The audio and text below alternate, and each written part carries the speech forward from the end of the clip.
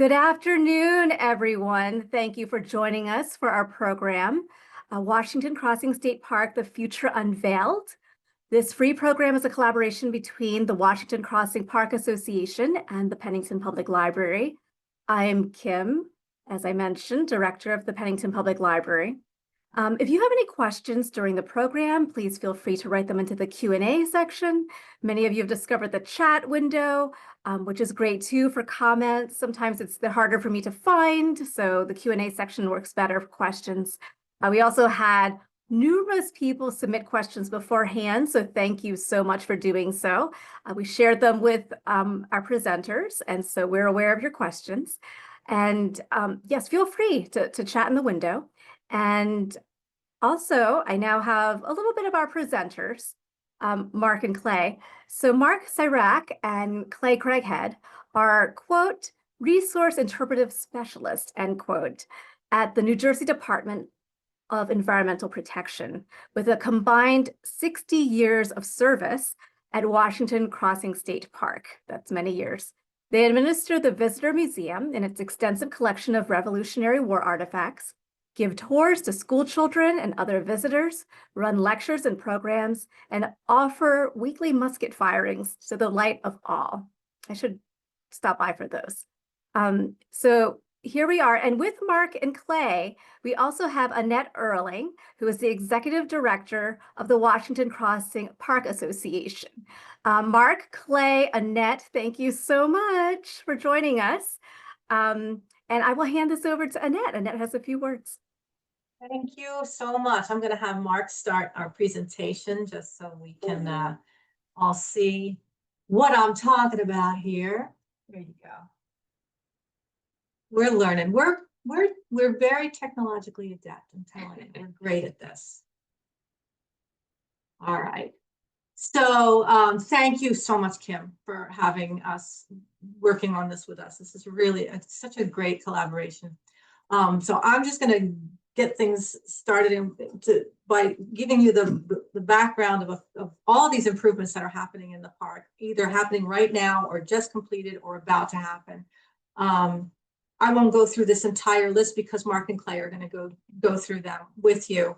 But yeah, the museum, the restoration, the nature center, the picnic pavilion, the tree work, the new signage, the new roads. There's just so much happening right now. I know it's been a little frustrating for a lot of people because big parts of the park have been closed, but it's going to be worth it in a year or so. So I'm going to send this over to Mark and Clay, and I'm going to go on in the other room and watch along with you guys. Thanks. Thanks, Annette. Thanks, Annette and Kim. I'm Clay, just in case you guys don't know. This is my buddy Mark. Incredibly exciting what's going on. Mind-boggling at times. Just the amount of improvements that are coming to the park. Right. Wow is really what we end up saying, and of course, the big thing that we're both really involved with is the new museum, and we're getting a new one, and we needed a new one, and the state has come through in a big way. I've worked for the state for over 30 years. We both have. This is pretty impressive, just to say the least. The investment that's going on into the park and the new museum. So the stars have aligned, as I like to jokingly say, for 2026 and the 250th anniversary to make this happen.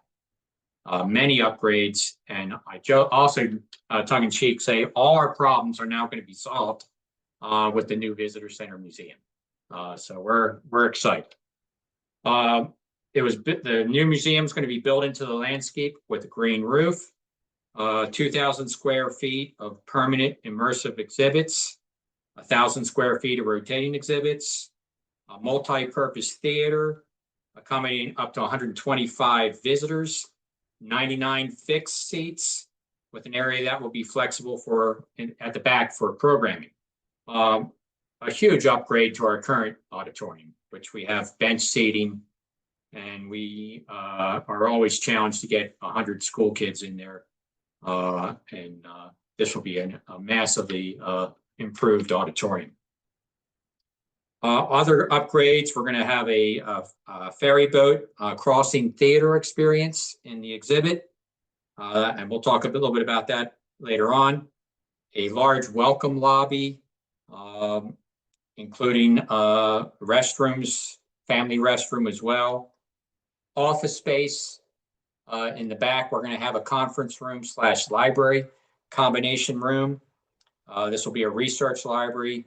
The Swan Foundation has a lot of research books that we're going to be able to have there in the library.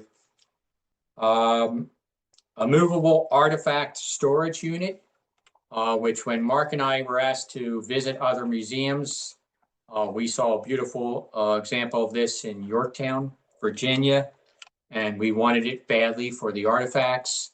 It took a little selling to convince the state that we needed this, but they came through once again for us.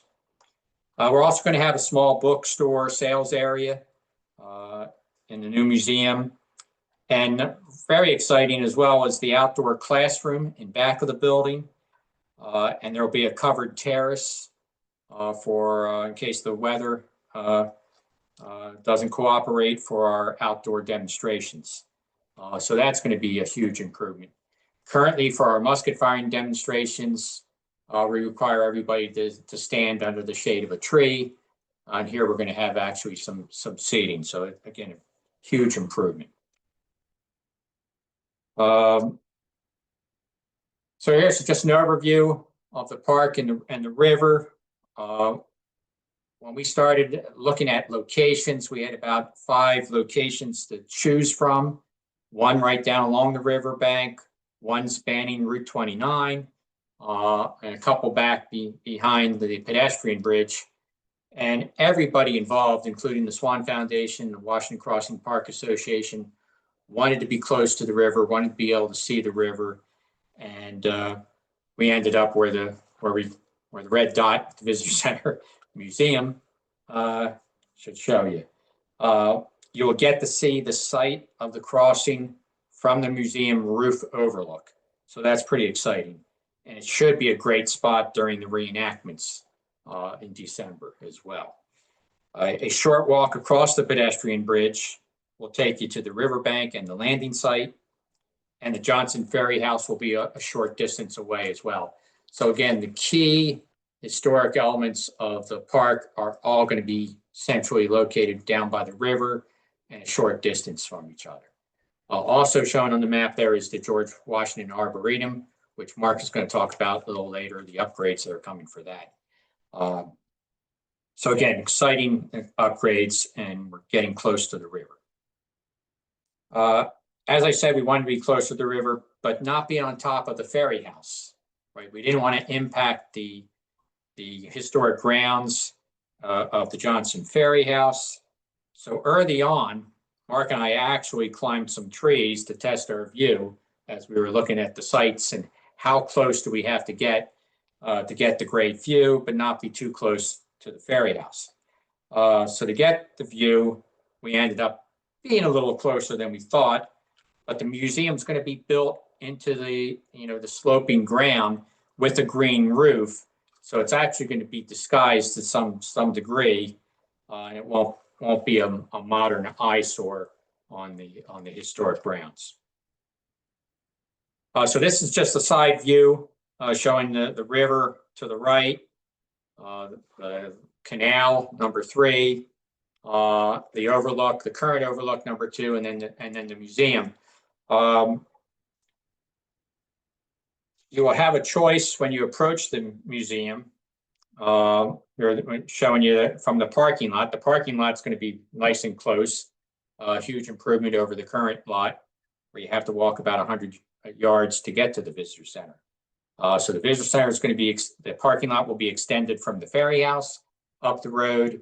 And then when you exit your car, you're going to be able to either go right up onto the roof with the ramp, or go around the front of the building and enter the museum from the front there.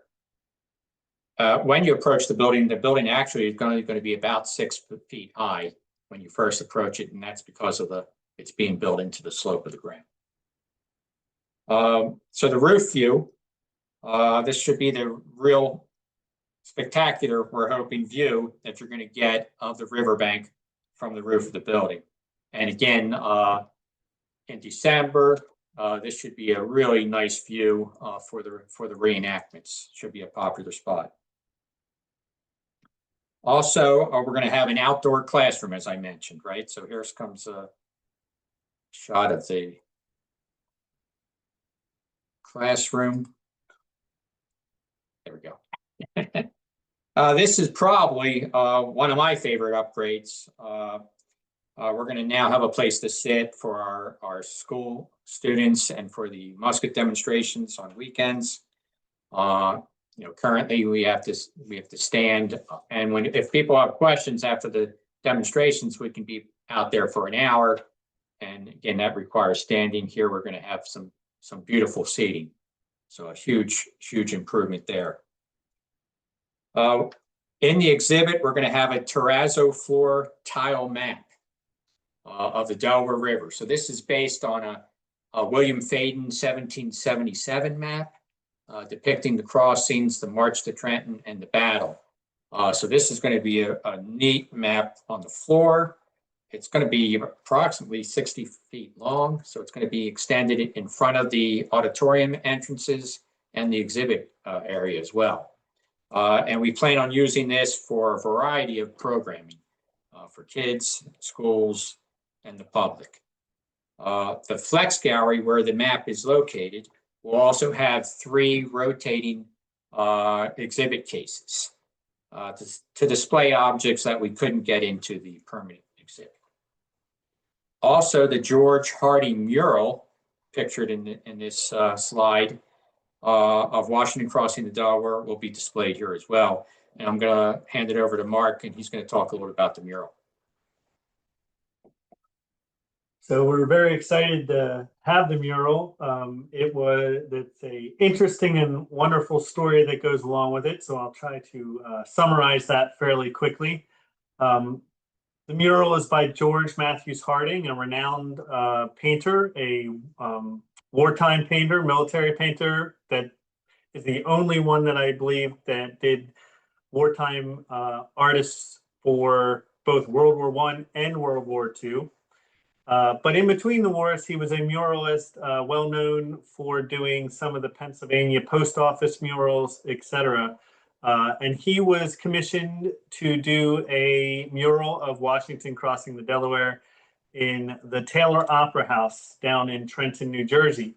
The Opera House no longer exists. At the time, it's been converted into a theater over the time, the RKO Theater, doing moving pictures, etc. And this was shown, it was in the lobby, so that everybody that came in and saw a show at the theater would see this wonderful mural of the crossing. The interesting thing is it was commissioned in 1921. By 1969-70, the theater has closed down. The bank next door has decided to purchase it and create a parking lot. And so this was threatened. And some amateur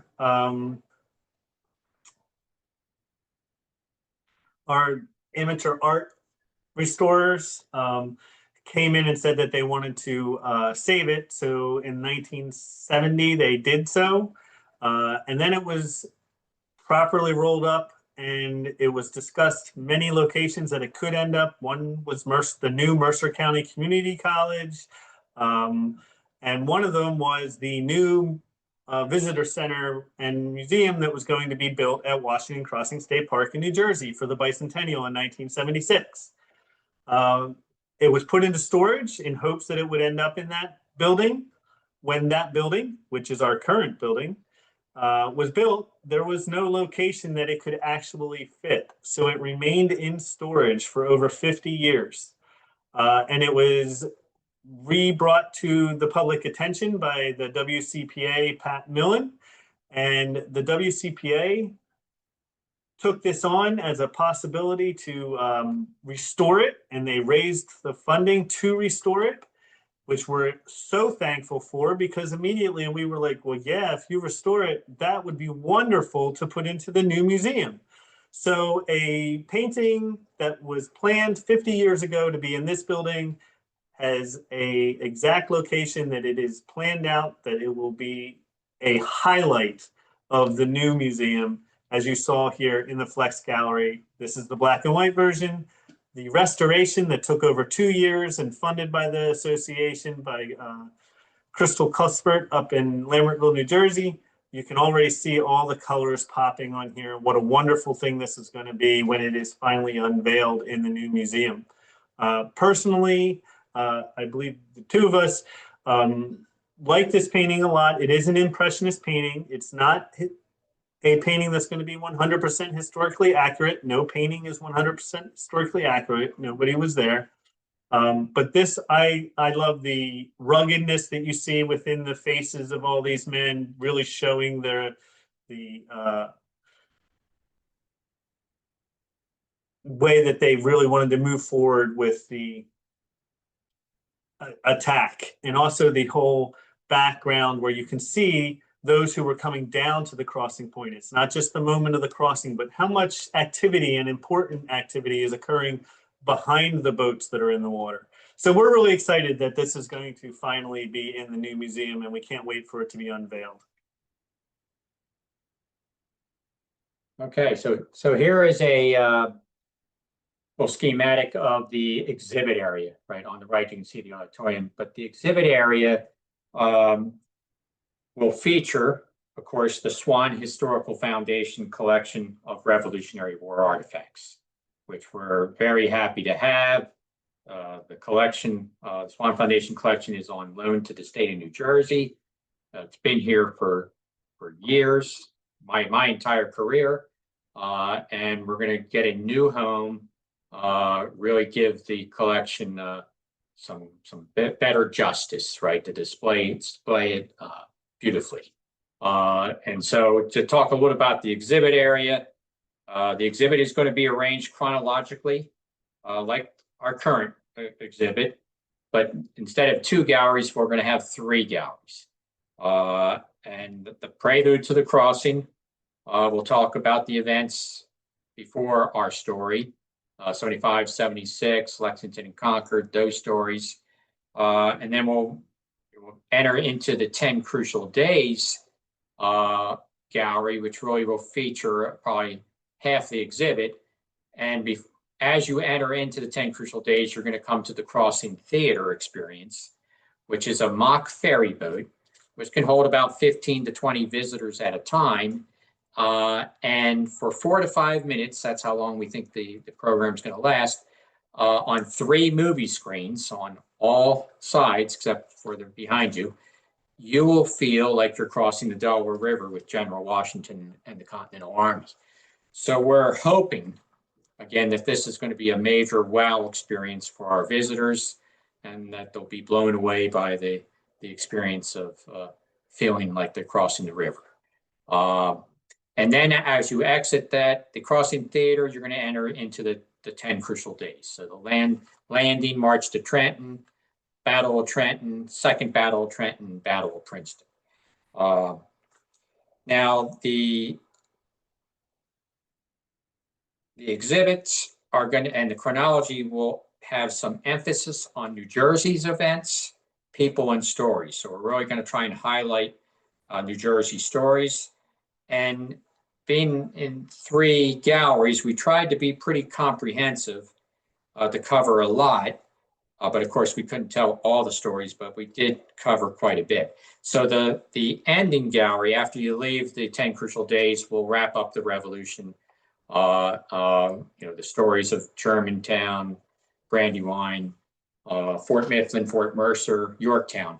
Those battles will be discussed. We'll have some general themes like the war at sea. And again, the artifacts of the Swan collection will be spread out throughout the exhibit. We think we have about over 300 artifacts from the Swan Foundation that will be displayed. That is currently less than that we currently are now displaying. But the exhibit now is pretty jammed packed case by case with artifacts. So we're going to spread these artifacts out, highlight some of the rarer artifacts, and really do a much better exhibit. This exhibit has held up very well, but we're trying to improve it. And we're also going to have in the exhibit, besides the artifacts and the storyline, I believe over 90 graphics of paintings reproduced as background visuals. So this is going to be really quite a visual display. And we really chose a lot of paintings, beautiful paintings for the background. So it should be again a huge upgrade. To touch back on the Crossing Theater, which actually I did a little bit here. Another aspect that we really put a lot of time and effort in is the biographies. We probably have over 60 what I'm going to call mini biographies. The exhibit designer allowed for about 50 to 60 words for these biographies. So they're not full biographies. So they were pretty challenging to get a lot of good information in about a diverse number of Revolutionary War characters. So we're going to have some famous, some not so famous. We're going to highlight Native Americans as well as African Americans and women of the Revolution. Some of those lesser told people will be getting some biographies in the exhibit.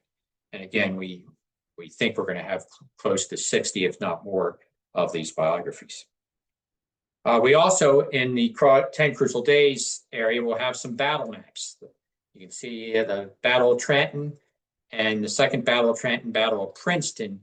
These are going to be some interactive battle maps for the kids and adults to push some buttons to learn about those battles in more detail.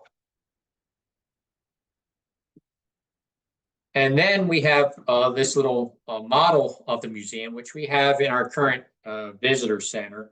And for those who want to learn more about what we were talking about today, come back and visit the old building while we're still here.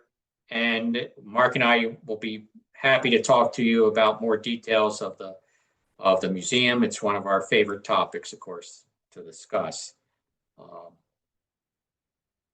Yeah. All right, and now the exciting stuff to add to all of that is some of our pictures of the current construction. So as you're looking at this, doesn't look like much if you don't know what things are, but this area right here is the actual exhibit area. These two tall pillars, that will be in the wall that will support the Harding mural. And then you will enter on the one side and wind through the galleries as we just showed you in the previous slides. And then over here to the right will be the auditorium and the office space. The far right over here is the welcome lobby area. And these are going to be the step down walls that will be showing some of the stonework in a moment. This is already looks beautiful in our opinion. This is the outdoor classroom, the seating retaining walls that can be used as seats when we're doing programming outside. Super excited about that.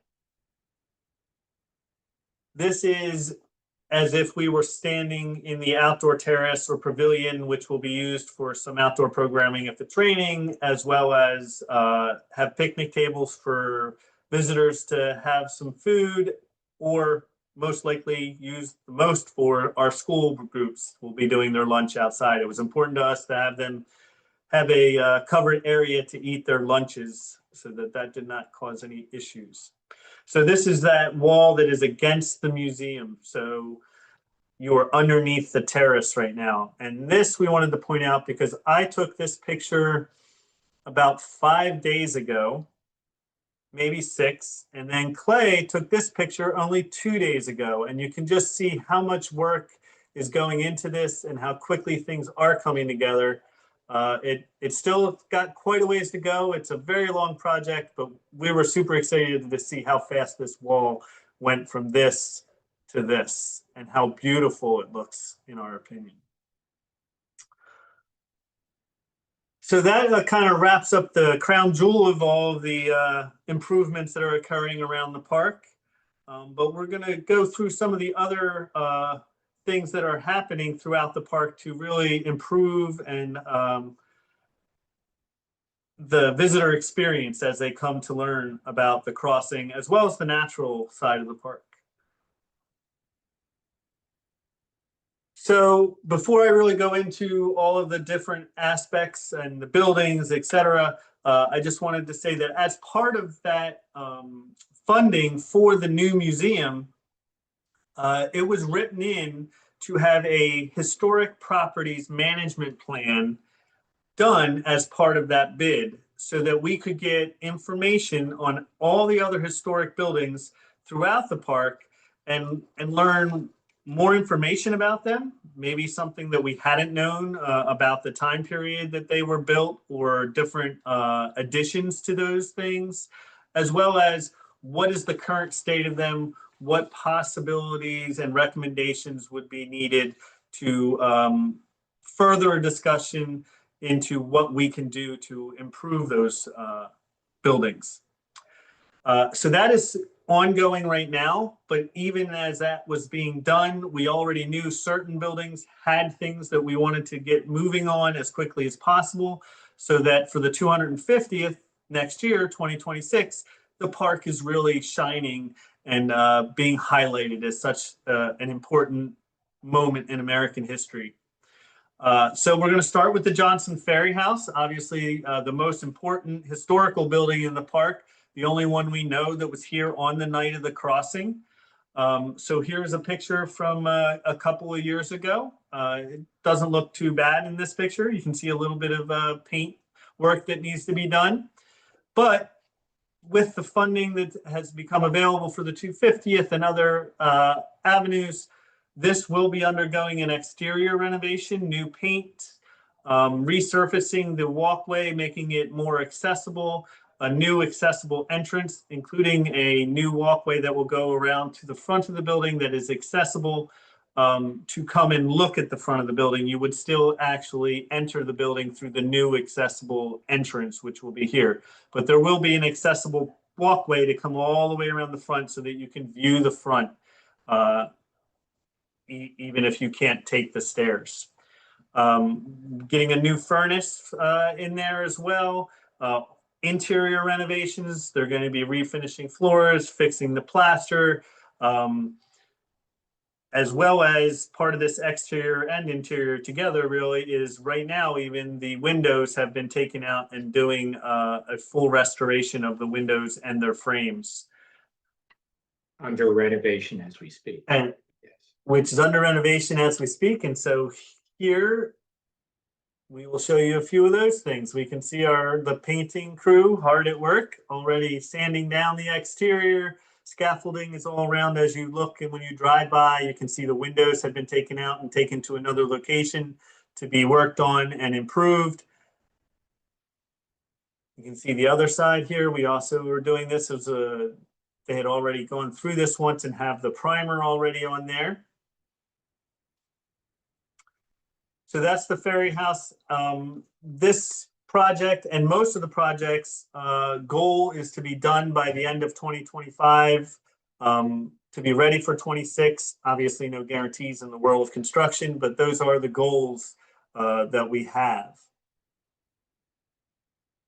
The Nelson House right down the river, not a 18th century or crossing related building, a 19th century structure, but in a wonderful location. At a later time, it was the Ferry House or the bar room, and there used to be the Nelson Hotel on the front of this.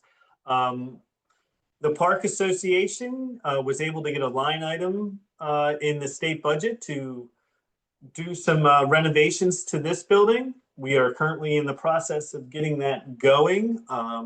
Hopefully in the next few months, you'll see some actual work occurring there, but excuse me, there will be new windows and door restoration going on. The interior plaster, walls, ceiling in the past had been painted incorrectly, so is being stripped, repaired, restored, and then repainted. The exterior trim and the fascia all here will be cleaned up and repaired if needed, and repainted as well. The porch landing out front here and the stone walls will also be repointed. And you can't see it right here, but in the back, there is a little back door that has about 120 square foot of bluestone patio that will also be taken up, leveled, cleaned up, and repaired as well. So a lot of things are happening down at the Nelson House as well. And again, that was the association being able to get a line item in the New Jersey state budget. So we thank them again for that.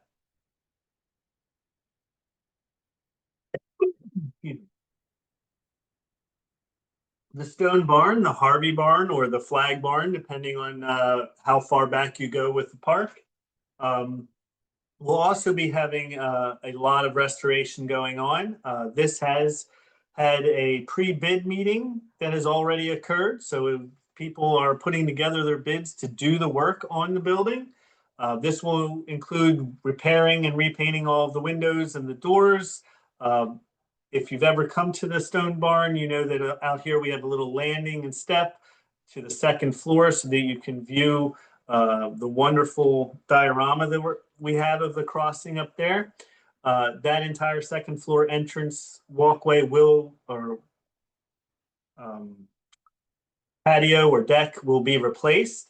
A new heating system and oil tank are being put into the building, and we are replacing the roof as well.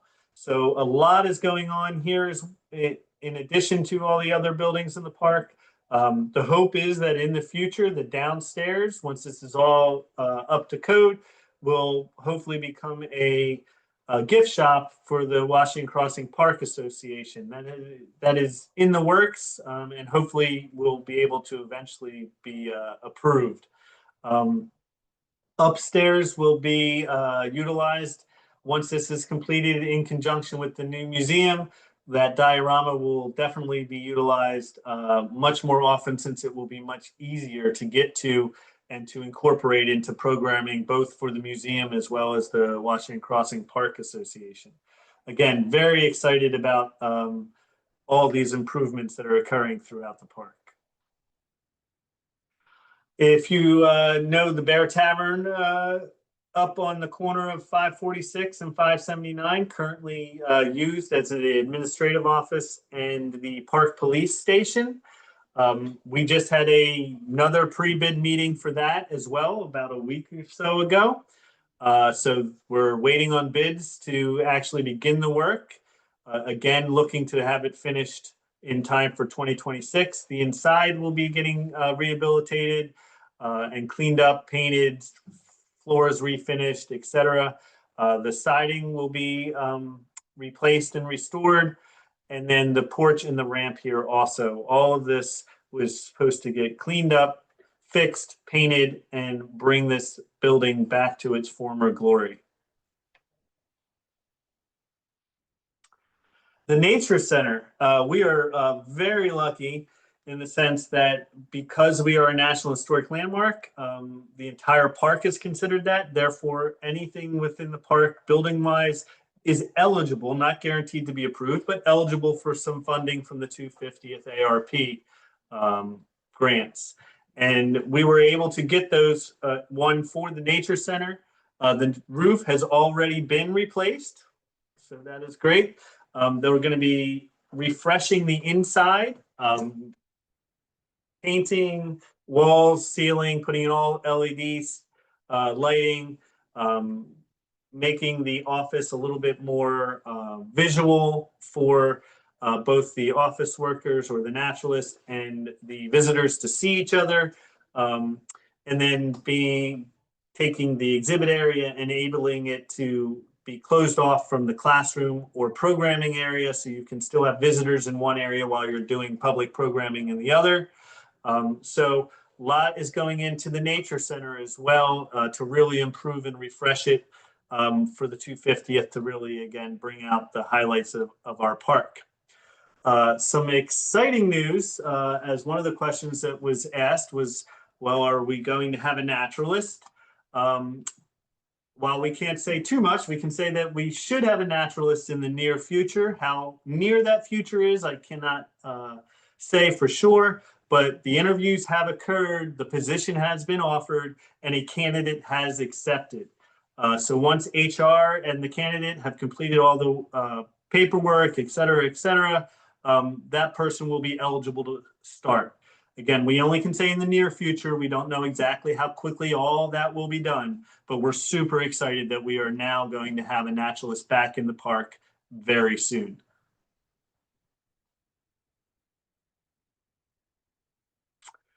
Some other things throughout the park. We have a new picnic pavilion going in at Knox Grove. The old one has already been demolished and taken out. The Green Grove Picnic Pavilion got a new roof, as well as the Green Grove Rest Room also got a new roof on it. Down at the River or Washington Grove Restroom, that has already gotten a new roof. Interior is currently being worked on. That is why it is currently closed while they do that work. And then they will be doing an entire refresh of the exterior as well. We do not have a start date on that as of yet. When that occurs, the restroom will be closed during that work as well. We just do not know if it's going to be contiguous or whether we will be able to open for a period of time and then have to reclose when they begin the exterior work. But again, looking to get this done as quickly as possible. Throughout the entire time, in case you're concerned, while they are closed, we do have porta toilets down there, and they will remain throughout the entire construction down at the river bathroom. So we're glad that that is going to get cleared up, as well as we expect hopefully a large number of visitors to be coming in the next couple of years.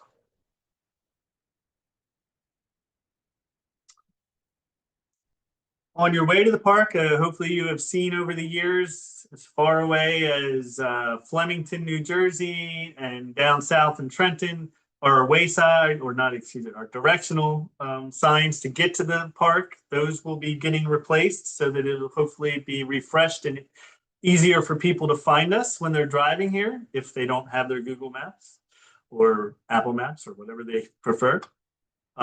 We will be getting new signage throughout the park, directional signage showing which way to Knox Grove, Green Grove, whatever it may be, the new museum.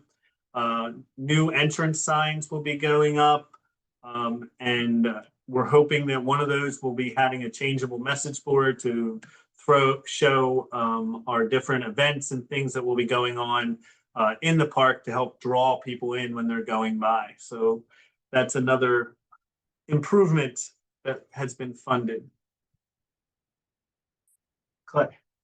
Okay, well, we're going to have 6 new interpretive waysides to go along with our 7 current waysides, which a few of those have been removed temporarily during the construction of the museum. And some of these new waysides will be about the boats of the crossing, the women of the crossing, the Hessians, the mercenaries, and the Johnson Ferry skirmish, which took place on December 24th of 76. So we'll have a wayside on that. Personalities of the crossing. So again, a few more bios. And then a Society of Cincinnati wayside, highlighting the monument down by the river and talking about the Society of Cincinnati, which was founded in 1783 by officers of the Continental Armies. And then the 6th wayside will be a Black Heritage Trail wayside to discuss the role of African Americans during the Revolution. So again, a lot more interpretive signage that should be pretty exciting.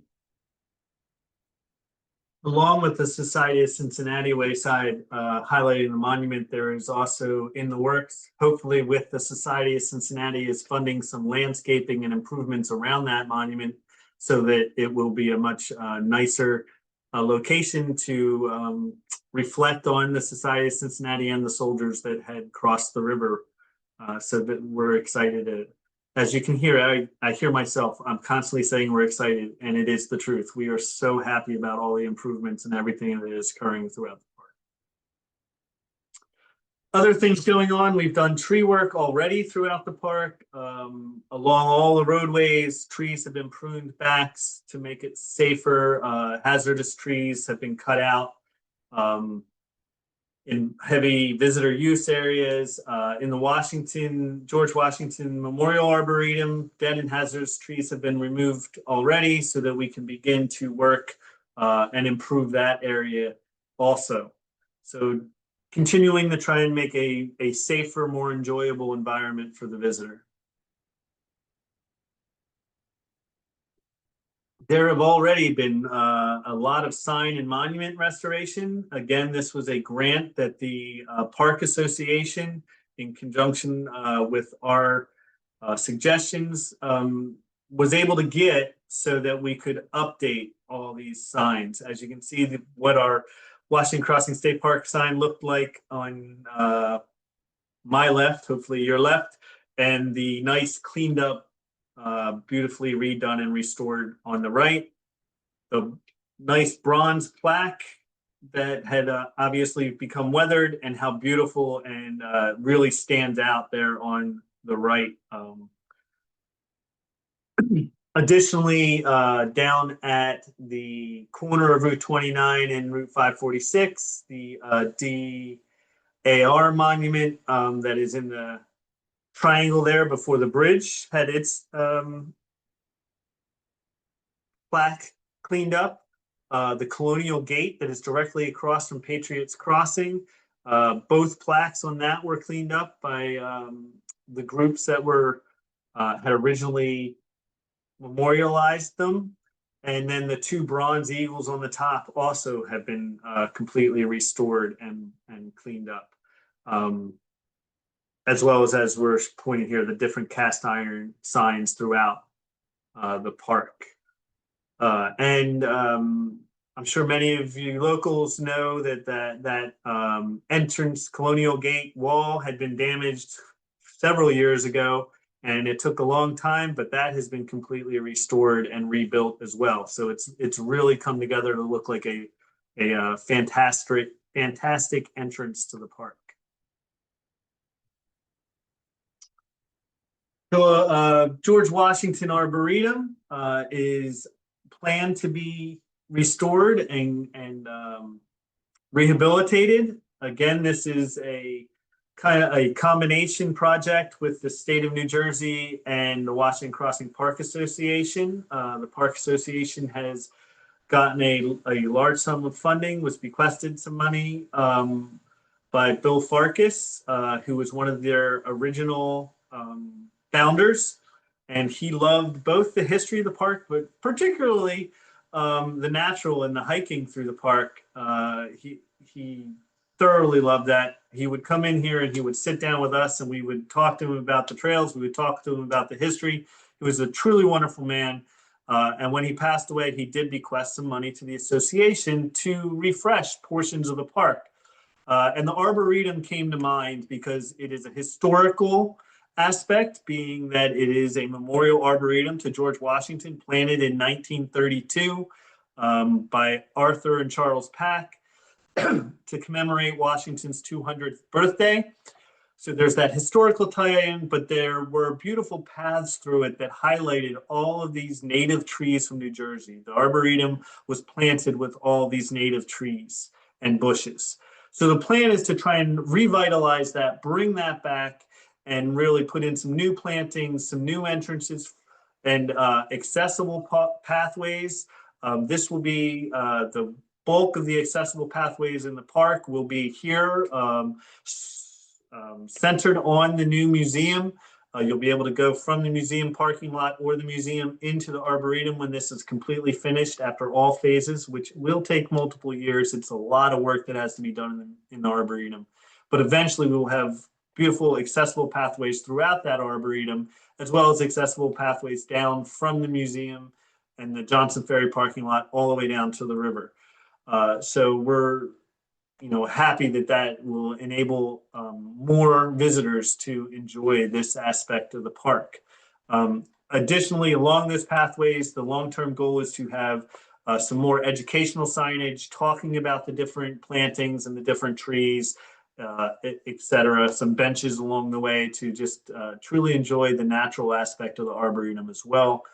It will be incorporated hopefully into some of our programming.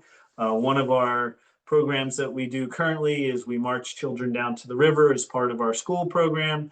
So they may get marched through the Arboretum because it's a much shorter distance from the new museum down to the actual riverside. So a lot happening in the Arboretum as well. Phase 1 does focus on this area in here and some of the accessible pathways and creating a green here surrounded by some plantings and accessible paths. The entire park is being repaved. Department of Transportation partnered with the Department of Environmental Protection Park Service to repave the entire park. Currently, from the main entrance to the east, all the way up to the Nature Center has been repaved and has been relined. The area to the west, down towards the current museum visitor center and the new museum visitor center and the Johnson Ferry House will be repaved once all construction has finished. We do realize that the roadways are a little bit beat up right now, but that's the entire reason that we did not repave it because they would have tore up all of the brand new roads. So once all this construction is done, the entire park will be under new black asphalt, making it much smoother to ride throughout the park. The river has been done, as I said, to the west, but the river is done because that is not under construction in any way. So just from the main entrance west to Johnson Ferry House, that loop and around the old museum will be done in the future. There have been some questions about the open air theater and whether that will be reopening or what is occurring with it. We just have a couple of pictures that Annette had of the damage that occurred over the course of a couple of years from vandalism, flooding, tornado.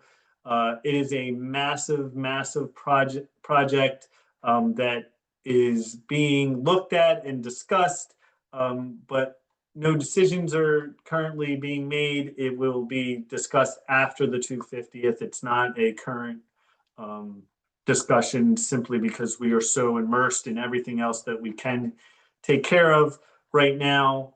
There's just a lot of new regulations and such that will make this a interesting project that needs to be further discussed. So all of these different things that have occurred throughout the park have just under $28 million are being invested in the park to create this wonderful experience for our visitors. So we're super happy about it. Hopefully everybody else is happy about it as well. Is there always going to be more work to do? Absolutely. But this is the biggest, I believe, don't quote me, but I believe that this is the biggest investment that has been ever put into this park to improve it for the visitor experience. Just to cover some of the funding sources for all this money, all this work that has been done. There was an appropriation from the Federal American Rescue Plan project. Governor Murphy came and announced that here a few years ago. I think it's 3 or so years ago. Multiple revolutionary sites got funding, and we were one of those. a semi-sesquicentennial grant from the National Park Service to look at the National Historic Landmark aspect of the park and update that, the boundaries of that. As I mentioned, the Nelson House was a state budget line item able to be gotten by the Park Association.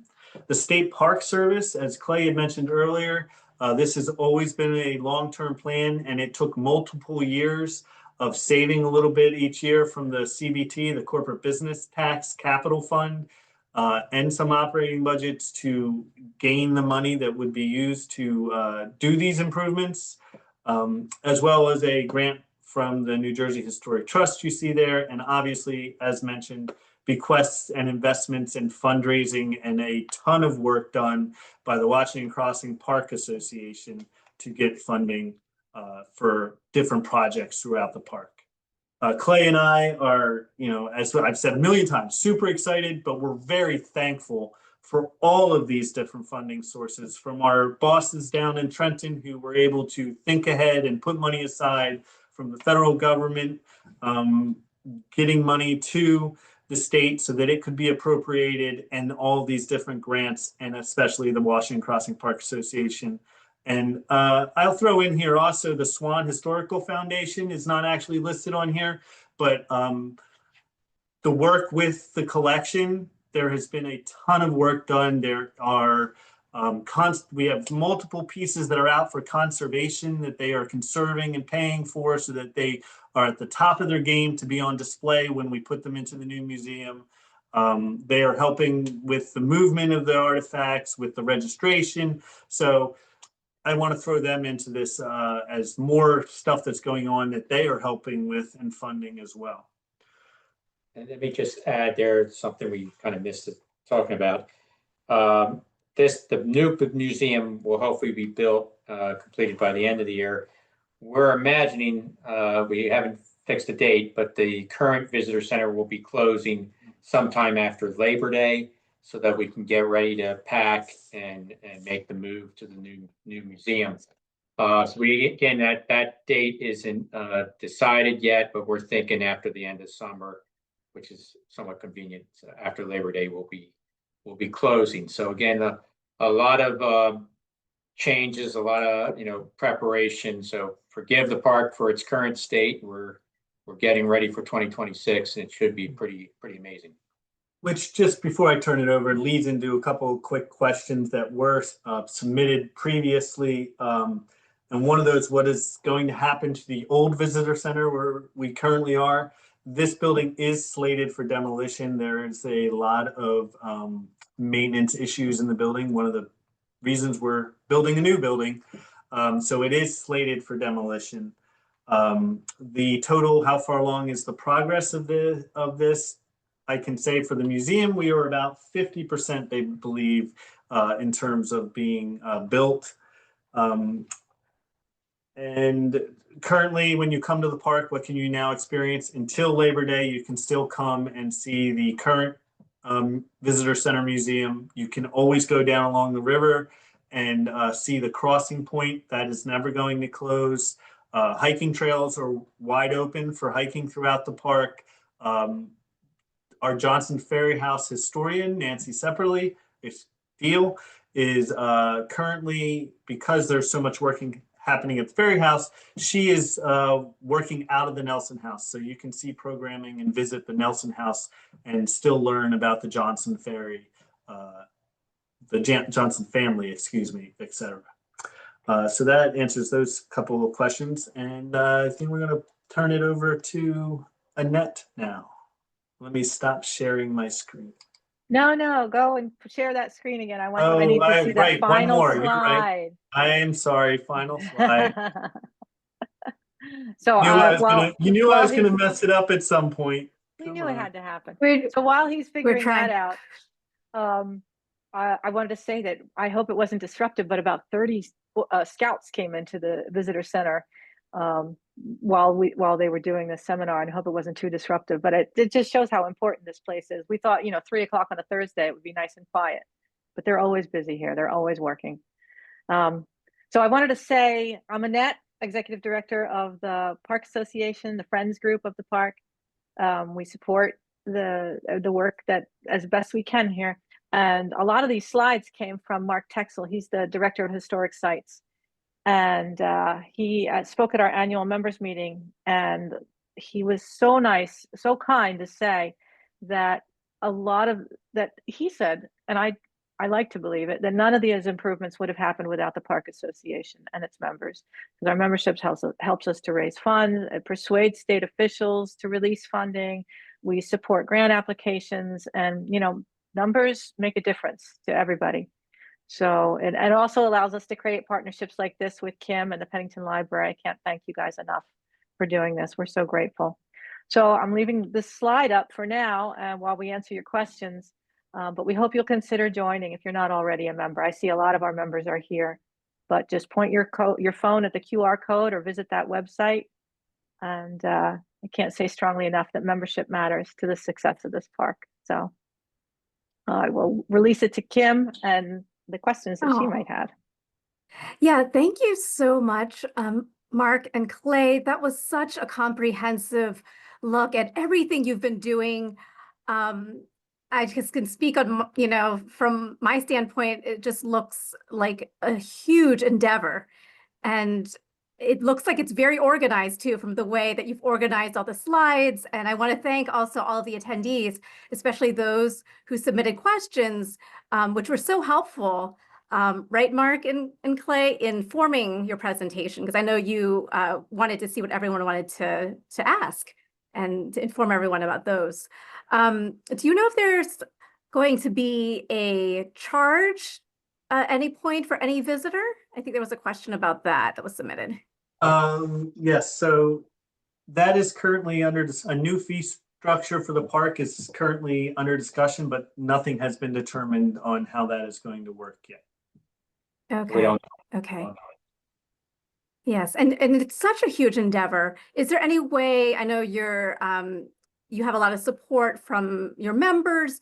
If there's a local business that wants to support and you want to sponsor something at the new museum, is it something that they can do? That's an interesting question. I don't have a straight answer for that. I would say that sponsorships, things that you could help sponsor, the best way to do it is probably to do that through the Park Association and sponsor their events or different things, programming that they're doing. We will not be allowed to have we can't have the Pennington Quality Market Auditorium or anything like that. That's not allowed. Okay. Okay. Not sure if that's where that question was going or not, but just to be clear about that, yeah, we can't. All right, right. And it's been many years, but there was once when the library actually sponsored a field trip, which we haven't done often. We try doing different things.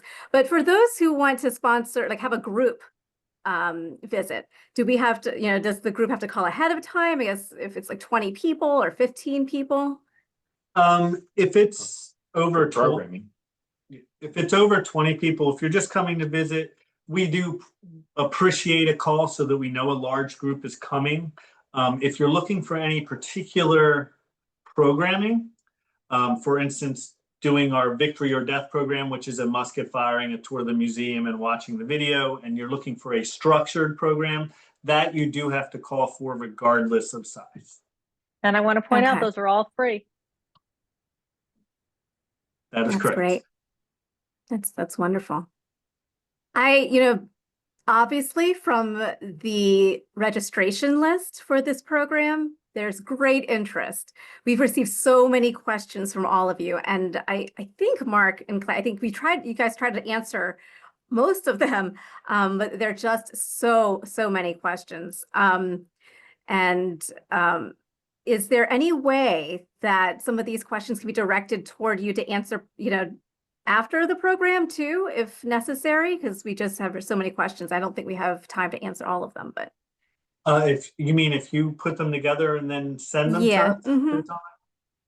That would be fine. I will be very upfront and say that we will get to them as quickly as possible. However, we are still working on the exhibit for the new museum and all these other projects that you're seeing.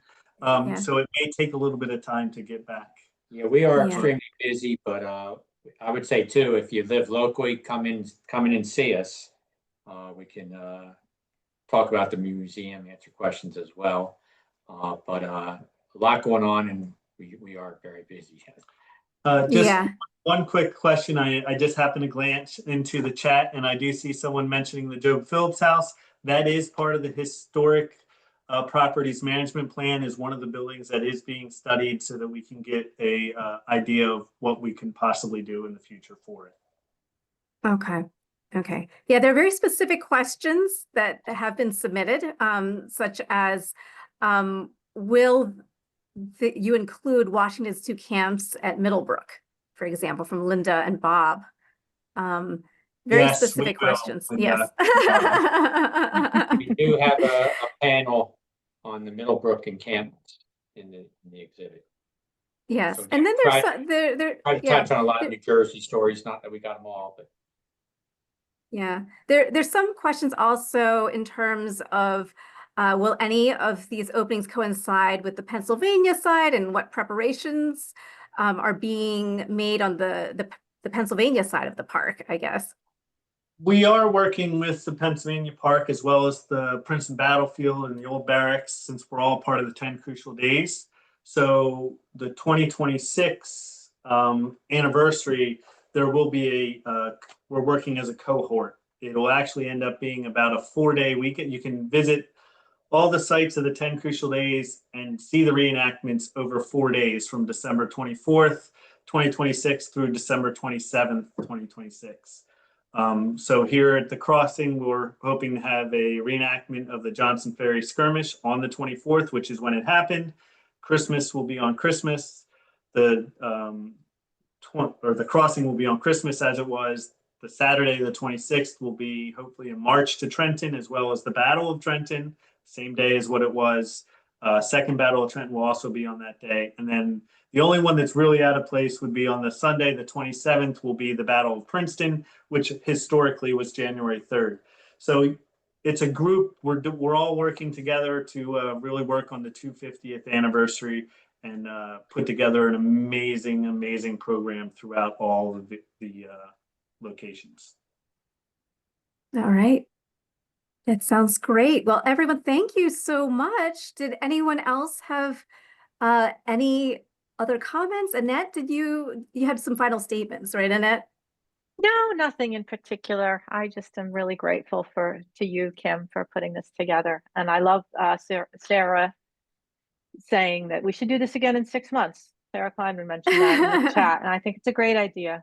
See where we are and let everybody know. I see. Well, Annette, I'm so glad that you approached us, Annette, to help host this. I was just so excited because I know that I have to give a shout out to Mel Gardner, our new development director, who had this idea. She's just wonderful. So hopefully you'll all get to know Mel. She's great. Yeah, I met Mel recently. Mel, thank you so much. Shout out to Mel, who's just very passionate. So Yeah, just lovely. Thank you, Mel. lucky to who's have in her this room somewhere. somewhere. All right. Well, I know you both, Mark and Claire, are very busy, so we will let you get back to all of this work that we're all excited about. And, we're just so, I guess, honored to have you here because we know that you have very busy schedules. So thank you so much for taking the time out of your schedule to letting everyone in on what's been happening. Absolutely. And thank you for hosting, Kim. Yeah. Appreciate it. Wonderful.